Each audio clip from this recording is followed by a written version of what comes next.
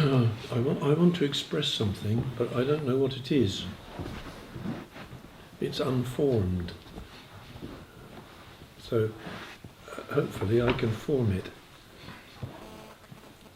I think everything's like that.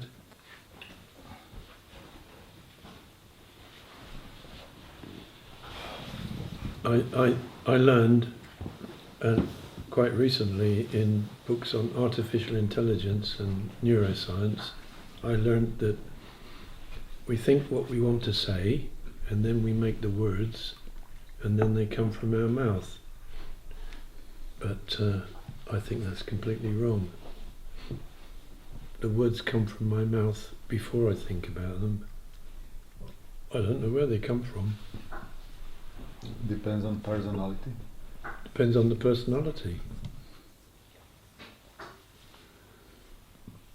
And how much alcohol. And so on. Many factors. I think it also depends on the situation, because both are possible. Sometimes the words are coming automatically, it's easy situation, and sometimes you really need to think. Yeah. So I think both versions are possible. Well, maybe. If people say they don't know or they don't understand something, in Western culture they become very worried or very enthusiastic to know what it means. So for instance, I just said I don't know where the words come from, and immediately two people explained to me where they come from. But my experience is completely different from your explanation. So your explanation is like a kind of comfort. Don't worry if you don't know where they come from. I will tell you they come from here. Okay, now I feel happy. Now I'm chanting strange Japanese. I don't know what it means. Okay, go and read the paper. Now you know what it means. Okay. Now this is peculiar to Western culture. You probably don't believe me. You probably think all human beings are like this. But it's not true. Only we are like this in the Western culture. Western culture means the culture that developed from ancient Greece with the Greek philosophers, and then Christianity. When Christianity met idealistic philosophy, they merged together and the world constructed a way of understanding reality, which was so deep that we don't know that it's there. And we can't believe there may be another way. One result is that we have to understand everything.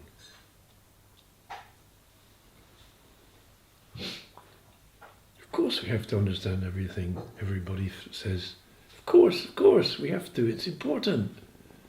Is it? What difference does it make? Well, I feel happier, and so what I want to say is, part of what I want to say is, this is peculiar to Western culture. For instance, this is a very simple example. In Japan, calligraphy is very popular. Writing with a brush, and you see beautiful.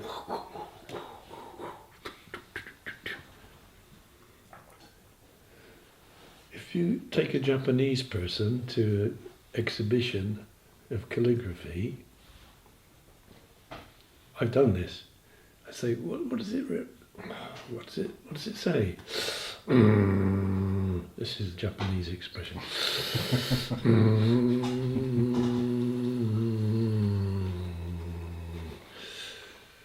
It's beautiful, isn't it?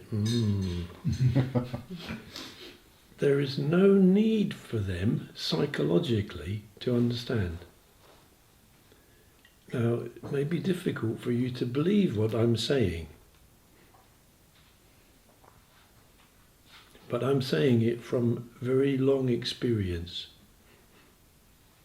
I lived in Japan for more than 25 years, and I speak fluent Japanese. I also believe it's the same in China, because the languages are the same. The languages are not linear, and they're not explanatory. For instance, in Japanese and Chinese, there's no singular, no plural, there's no articles, there's no endings to words. So a sentence can have many meanings.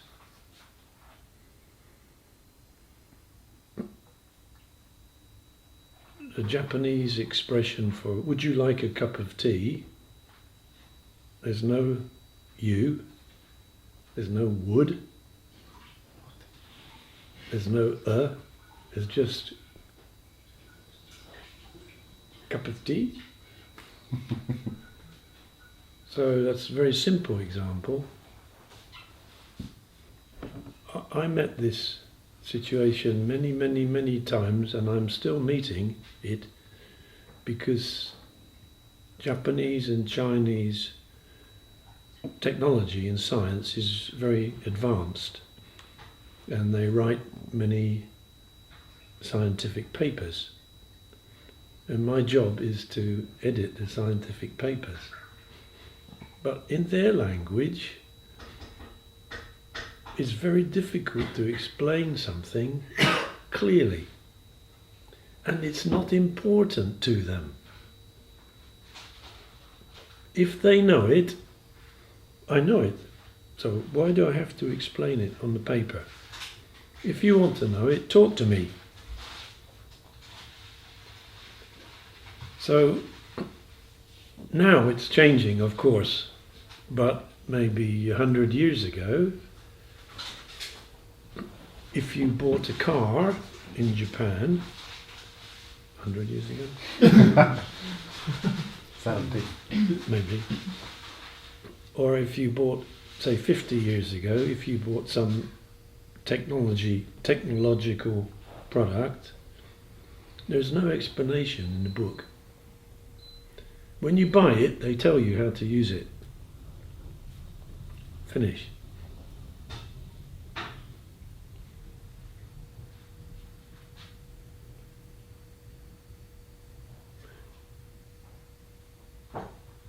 The situation in the Western culture is completely different.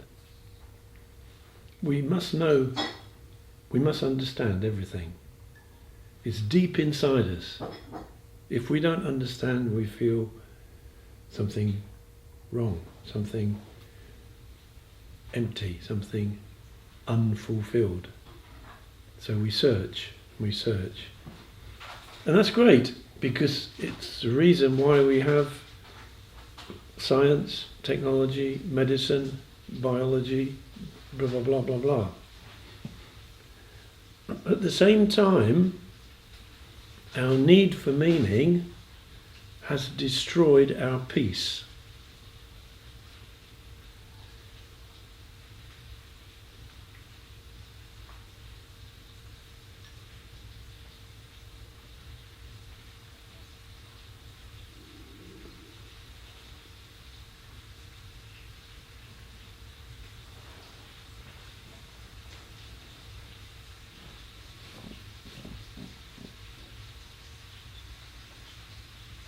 Because peace is to stop looking for meaning.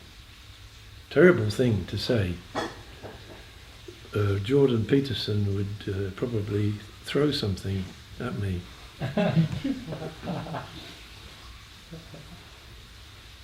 But I'm older than him, so I had more experience than him. I just didn't write many books. Why does search for meaning destroy our peace? Because it makes us think. And as soon as we think, we can't just be. Just be. You can see it in Zazen. Maybe you experienced today some 5 minutes of peace. Maybe 2 minutes, maybe 1 minute. Or maybe tomorrow. No thought. The brain doesn't stop, but there's no thought. If there's no thought, as long as we don't try to understand it, it's fantastic. Oh, I wasn't thinking then. Oh, too late.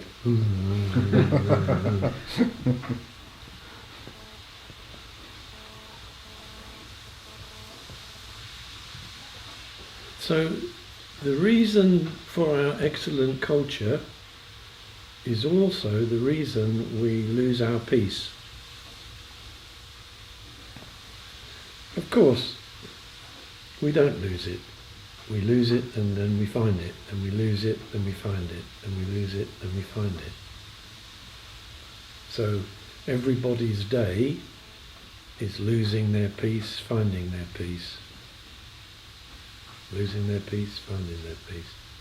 Losing it, losing it, losing it, losing it, finding it. If we lose it and we don't find it, life becomes terrible, stressful.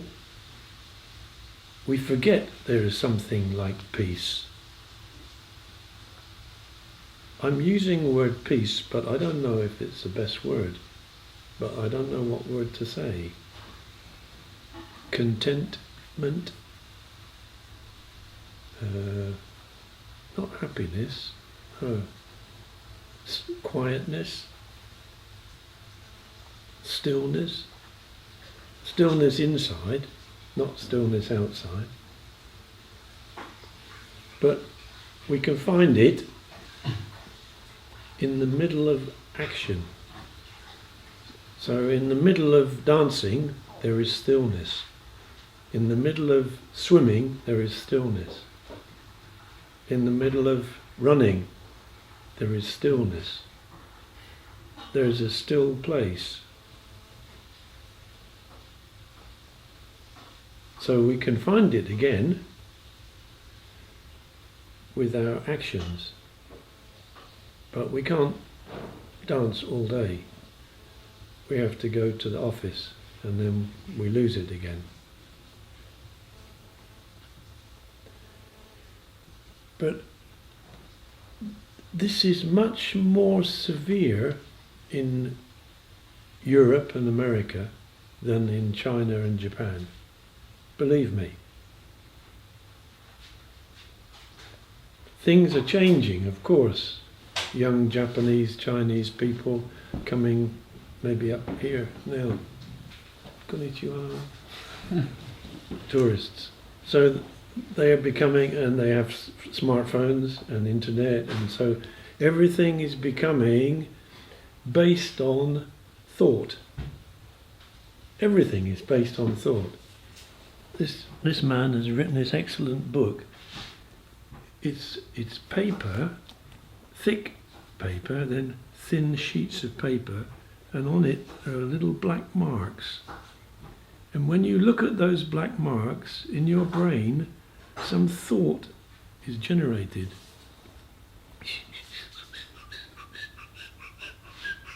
Then that thought becomes alive.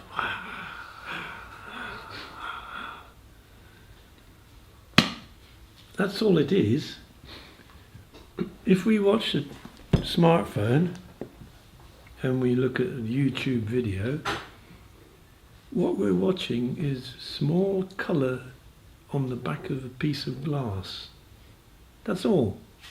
Everything else we invent here. So you can see how powerful our culture is. We put coloured pieces of glass and we look at them and we have this fantastic experience. Wow, look at that. Look at that. Does it have meaning? Does it have meaning? No. Does it have meaning? Yes. So, of course, I'm exaggerating. But what I want to say is it's very, very difficult. It may be impossible for Western people to notice how possessed they are by ideas. I'm not criticizing, because those ideas produced everything.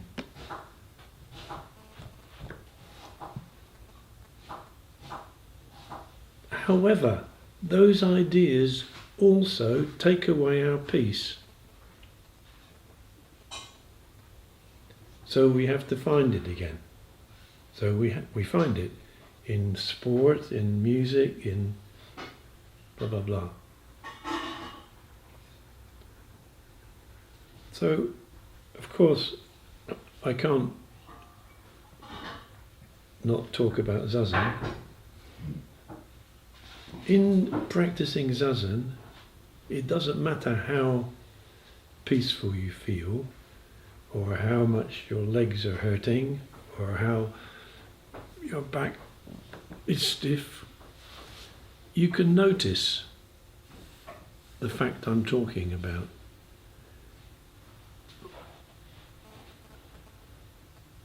That we have so much idealistic activity and then a little bit of peace, then loads of it. And we love it, we want more of it.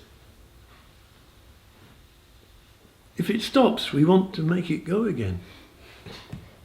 Nobody's talking, let's have a conversation. Say something, don't sit quietly. Another example, in Japan, in an important business meeting, you can sit and say nothing. And you have equal position. Nothing, you can just say nothing, just... You can make noises.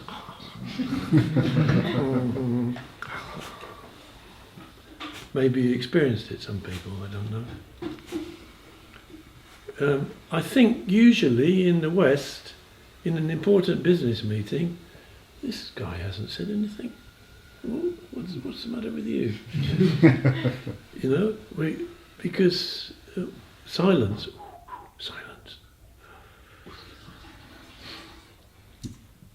Silence means nothing's happening.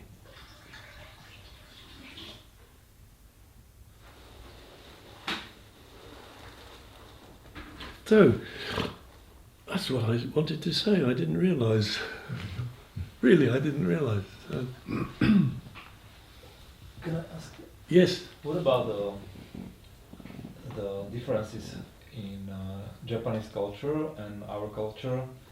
Their discipline in work. They're able to, or they work like, I don't know, 20 hours a day. And they committed suicides in corporations. Yeah. So, what do you think about that, or how? That's not good. Yeah, I know, but is it also something with what you just said? Yes and no. Because Japanese people don't need to understand as much as we do. If you're a boss, you tell me what to do, I don't need to understand why, just I do it. When I first went to Japan, I found this was crazy. So for maybe 3 or 4 years, I felt these people are crazy. They just do it. Then I noticed that while I'm thinking about doing it, they already did it.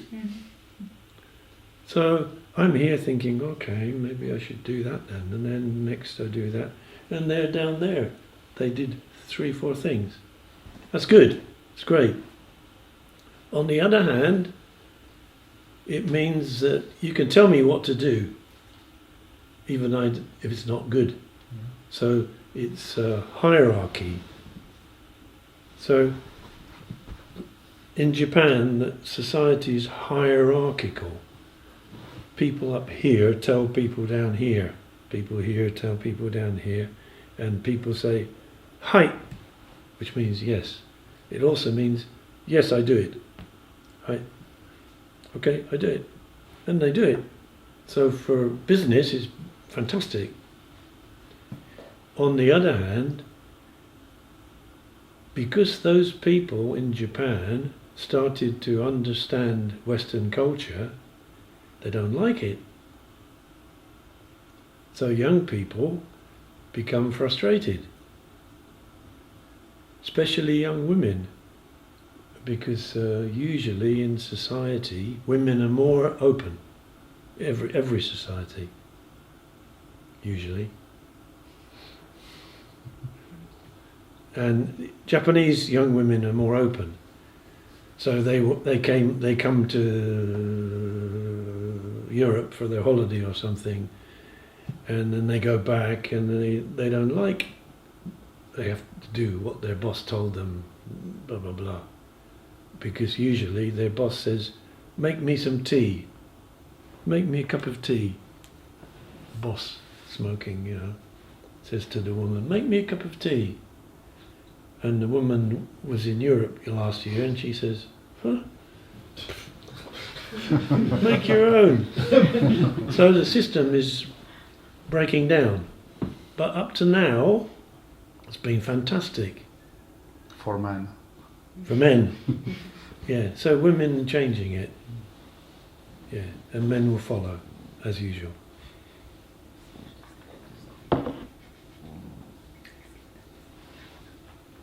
In Buddhism too, I told you yesterday about instructions for Zazen. If you go to Japan, they tell you how to sit. You have to sit here. And this Japanese monk, Isho Fujita, wants to teach people to have agreement in their body. So not my head is telling my legs, keep still, or my mind is telling my body, sit straight, but something more natural from inside. And so Japanese Buddhism became like that. So the good side is, if we have a retreat like this in Japan, everybody's helping here, everybody's what can I do? Everybody doesn't sit like this, you don't sit like that. I once sat like this in front of my teacher. My teacher didn't care, but another Japanese man said to me, "Don't sit like that in front of your teacher."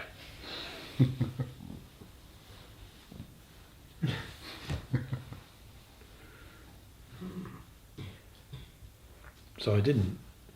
So in Buddhism, it's been great, because everything is very smooth and efficient. On the other hand, it became stiff, rigid. So Zazen became stiff, rigid. Retreats became stiff, rigid. Everything. So there's two sides.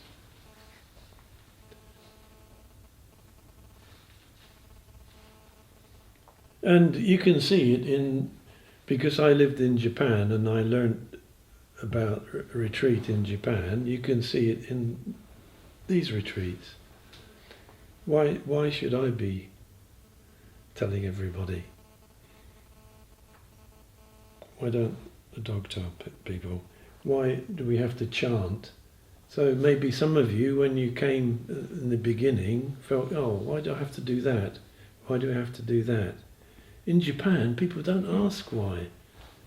They say, when you go into the meditation room, you go up to your cushion and you bow. Hi. And then they practice. And they say, my hand should be like this, or like this, or like this. And you say, no, like that. Thank you. This is the culture in Japan. The culture in Korea is very, very similar. Culture in China, more free because they had a big revolution.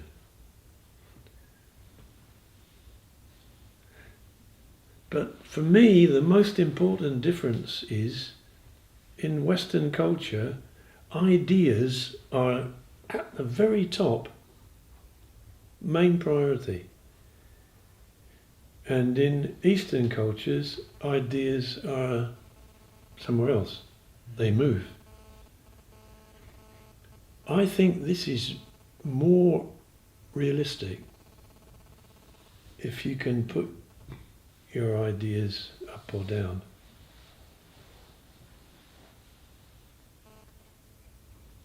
Yes, I want to know, but it doesn't matter. Maybe tomorrow. Or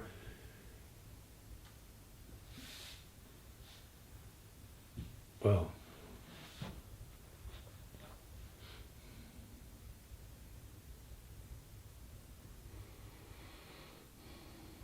so our search for that state of peace or wholeness is very difficult in Europe. It's very difficult for us.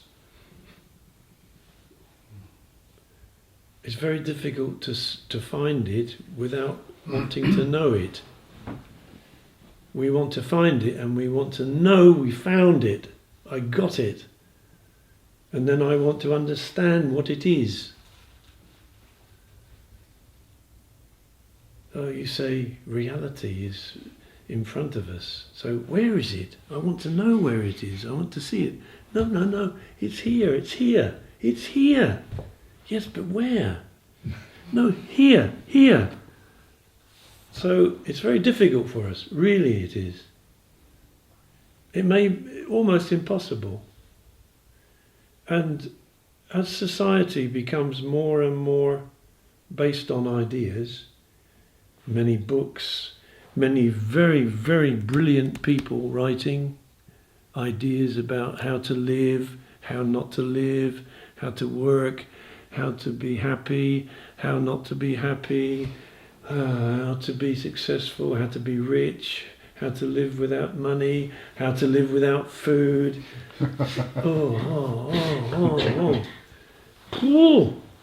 All ideas. Okay? So I wonder, maybe it may be impossible for us to find the peace which the Buddha found under his tree.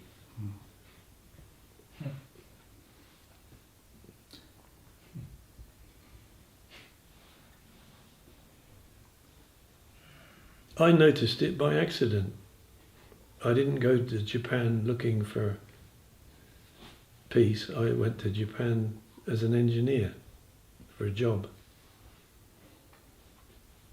And by accident I noticed, So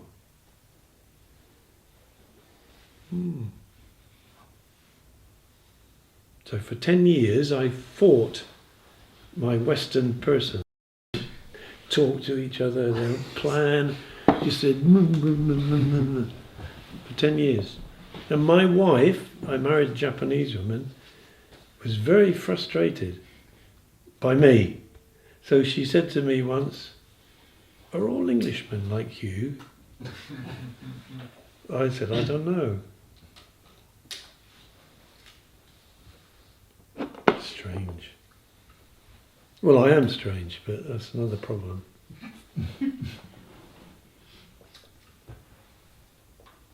So what I want to say also is, what I'm talking about is very subtle. So if you want to understand it, and if you want to see it, don't cover it up with ideas. It's not about ideas. If you listen to what I'm saying, or you practice what we're practicing, don't try to understand anything. Just, it may be very uncomfortable, but just leave it. If you go into the forest in the night, it's dark, okay? Or if you come to the toilet in the dark and you can't see, if you try to see, it's worse. But if you stop looking and just walk like this, you can find it. You can try it in the dark. Dark vision is better when you don't try to see. Even anybody who's been in the forest or mountains in the dark, you know that it's almost like you're seeing with around your eyes.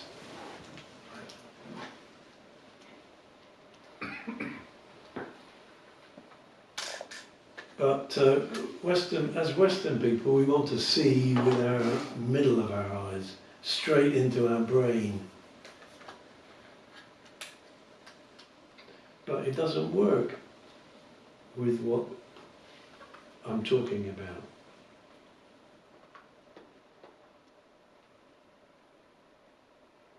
It's interesting that Christianity we consider usually as Western tradition, but I had a look into the book of your friend, and you come across very often these Christian mystics taught. Yeah. Don't try to understand God. If you understand, it's not God. So they also seem to They're have right about God. Yeah. But also they teach, do not try to understand everything.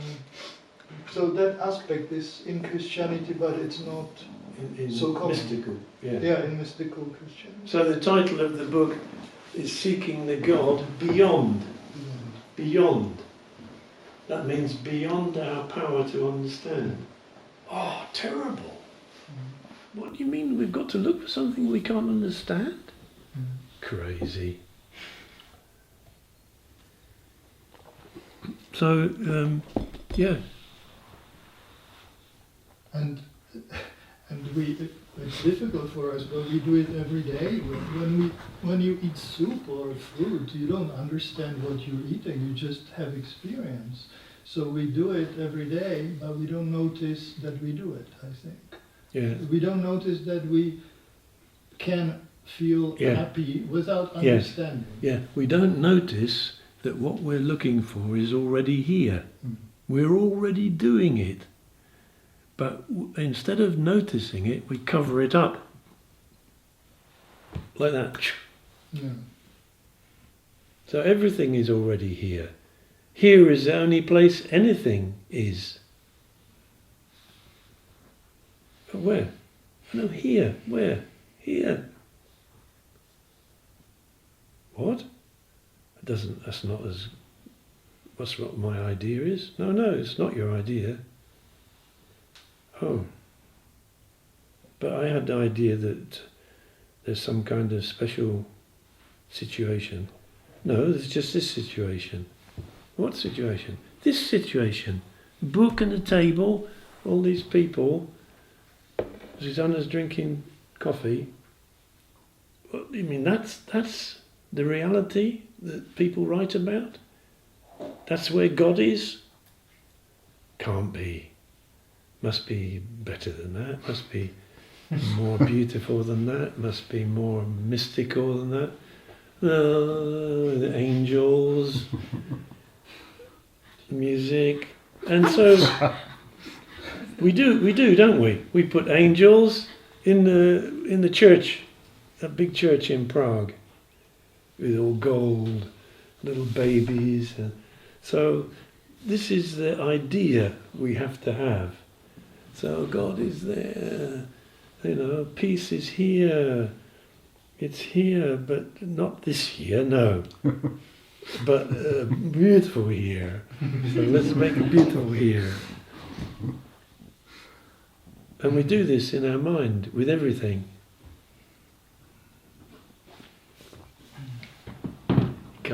It can't be here because I don't like it here. Yeah, sorry. This is only here that exists. This here is the only here that exists. There is no other. This minute is the only minute that exists. There isn't another one yet. Oh, strange bloke. I'm going to read another book about something else. Oh yes, this book's better. This book says if you stand on your head for 3 hours a day, then you can get a very beautiful state. I'm going to try that. So this is our human situation.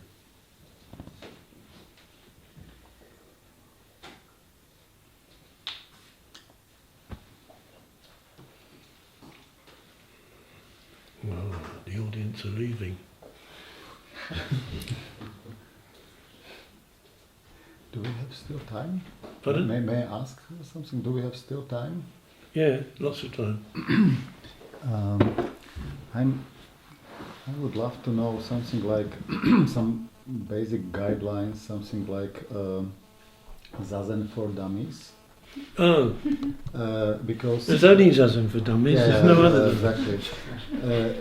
And I'd love to know more about lifestyle because it's not so difficult maybe to have 20-30 minutes per day for Zazen. Living in the city, we need to embrace this in a certain kind of lifestyle, which is useful for Zazen. I remember just a few months ago we met in our partner school, Trinity School in New York. There was former rabbi of Commonwealth, Jonathan Sachs, and he had a speech Very nice there. guy. Yeah. He had a speech and he said that with my family, instead of celebrating Sabbath as an escape from tyranny of Egypt, Yeah. we are escaping right now the tyranny of smartphones. Yeah. So he saes there is no screen day Yeah. for 1 day in a week. So Yeah. that's something what I would love to know more bit. Yeah. This lifestyle which is embracing Zazen, something which is manageable for dummies in the city, Yeah. who are living their busy days. Yeah. So can you say a little bit to lifestyle? No, I mean, Jonathan Sachs is a fantastic guy. He can explain how to live in a way that people understand. I don't know what to say really. My lifestyle is becoming simpler, but I'm not making it simpler for some purpose. Just I don't need so much.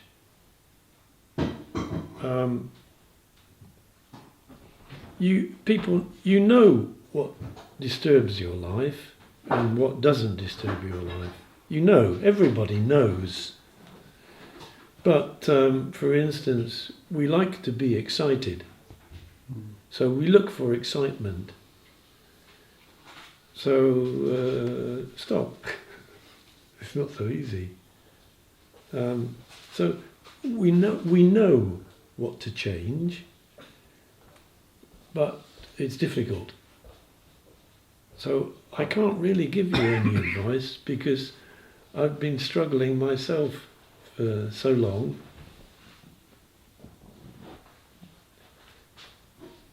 But I think you can find your own way. And if you hear Jonathan Sacks or other great people, you can recognise if they say something. Ah, yes, yes, yes, yes, and then do it. But really, I'm only one Englishman living in Radec Králové, but I don't know what to say really. But I think you know what to do. You have a feeling. What is making you stressed?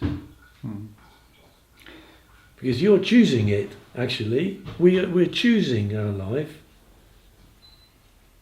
Just we don't notice.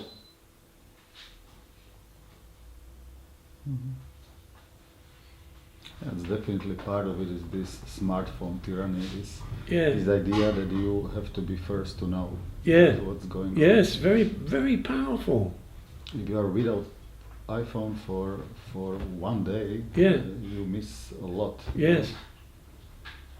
And some, of course, is important. I mean, there are many very good benefits from technology, smartphone.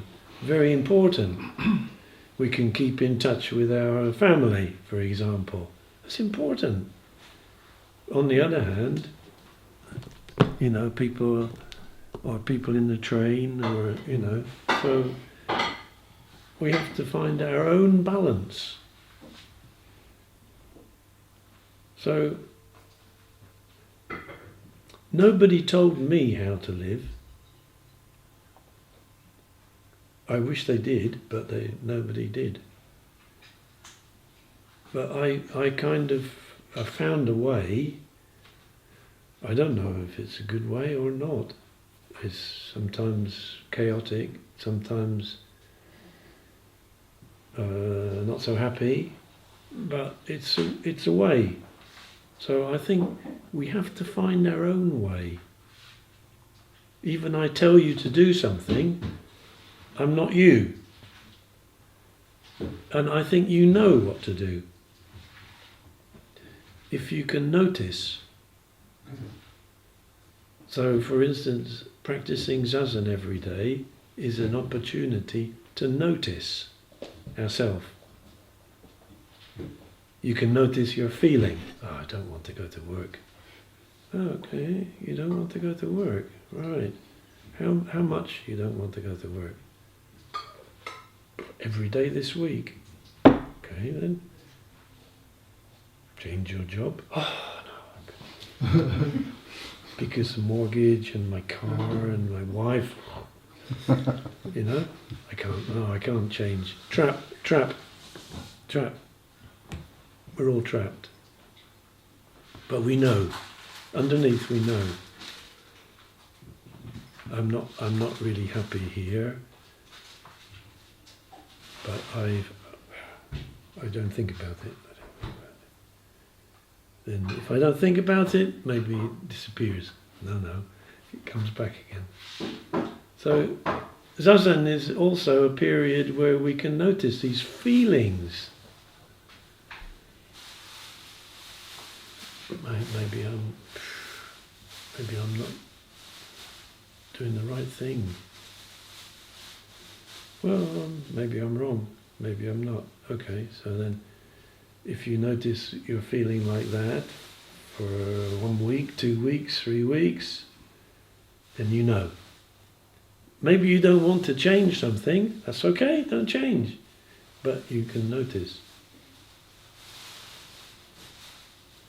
We can always have choice. We can change something. We can put up with it. What's the third one?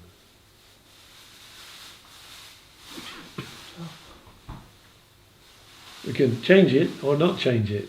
Ignore it, yeah. So we're free. So freedom is not to have no problems, but freedom is to be able to choose. That's all. I hate this job, but I'm going to do it for another month or another year, or I'm going to do it because my children, or whatever. That's okay, that's fine. That's freedom, if we choose.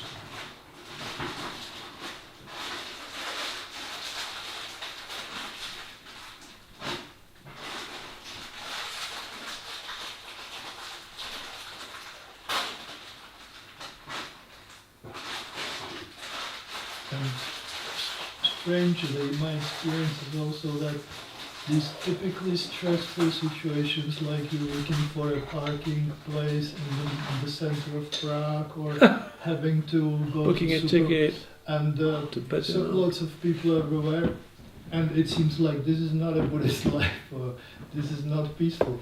But when you really when you are balanced and you practice zazen in the morning, then when I drive and have to deal with these usually stressful situations, I enjoy it actually, because I can just try to do my best, find a place, and it's like a game, so it's not stressful anymore. If you feel balanced before. I don't know if I'm balanced or not. I know there are many people, I know people who are much more balanced than me, who can much more easily choose, okay, left or right, up or down, it's okay, fine. So for me, it's a learning, always learning. I see, okay, not such a big problem. Don't make it a big problem. For example, I often make things small problem, I make it a big problem. It's me. Sometimes. Sometimes, yeah. But it's not a big problem, so I have to learn.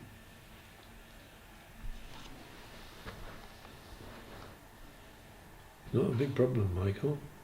Don't get so upset.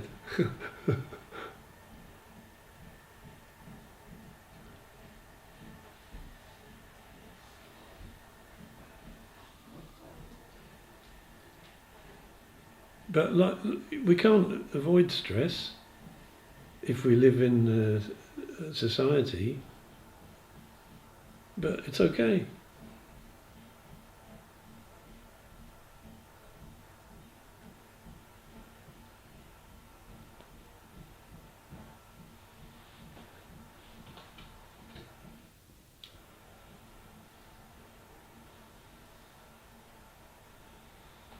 So we have to learn. So we have to learn, because the world, life makes us learn. It forces us to learn. Whether we change or not, I don't know. Maybe we had conversations about change before. Actually, I don't know how to change myself. But some strange way, I guess I must have changed. So it's nice to say it's the grace of God. It's nice. I don't know what else it is.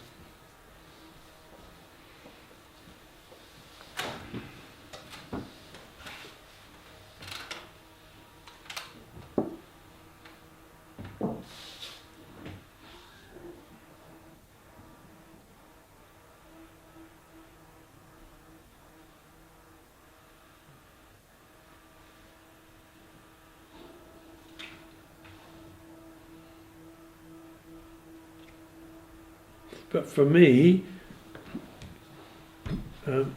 slowly, my life is becoming simpler because I stopped needing things. When I lived in Japan, I wanted to buy all the latest technology, small gadgets and everything. So I would go shopping before I went to the Buddhist meeting. So when I came to the Buddhist meeting, I always had a bag with new technology inside. Put the technology down and then sit. But I suppose my life is becoming simpler, and I'm just trying to keep learning about myself, because that's all there is, really. I can't change the world, but I can maybe learn to change myself. And for me, for some reason, Zazen is the centre of that for me. It's a period where I stop giving priority to thinking and follow something. It doesn't matter what we call that something. We can call it God, or we can call it nature, force of nature, or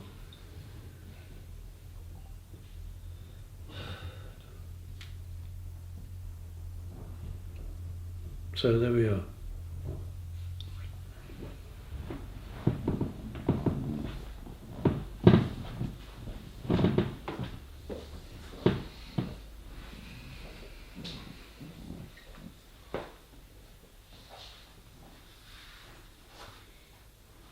The Brett Warren had some comment about lifestyle Yeah. somewhere, like if one wants to practice Zazen every day, Mm. maybe twice a day, whatever, then he can't get drunk every day or something because he can't see Zazen, Mhm.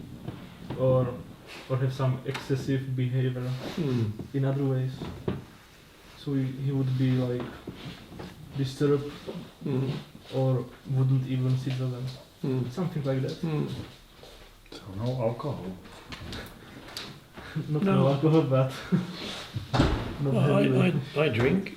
I like wine, but you Zazen, you can drink. You can be drunk and practice Zazen. You can have sex and practice Zazen. You can get angry and practice Zazen, but it's very difficult if you're angry to sit. But it's not difficult if you're drunk. It's difficult to keep like this, but you can be happy, you can be sad, you can be Buddhist, you can be Christian, you can be anything. It doesn't have any judgment at all. It's not something religious. It's just sitting, trying to find peace. Is one way, one expression. Dogen writes very beautifully.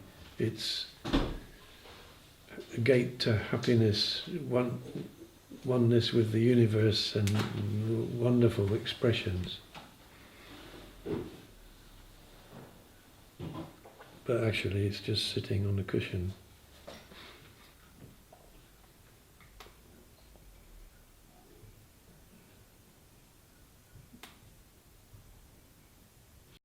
So we stop now, because it's time. Thank you. Thank you very much.